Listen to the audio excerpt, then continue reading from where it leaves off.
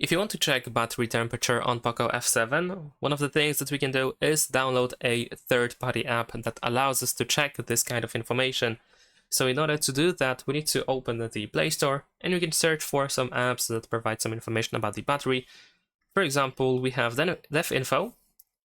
This is an example app that provides not only information about battery, but about our device in general, the specifications of our phone. So you can install this app, and then once you open it, then after that you should be able to, well, we will see an ad, of course, so let's wait for the ad and let's skip it. And once we open the app over here, at the top we can scroll through over here. Actually, before we do that, we should be able to find battery information over here where we can find the temperature in case it is missing.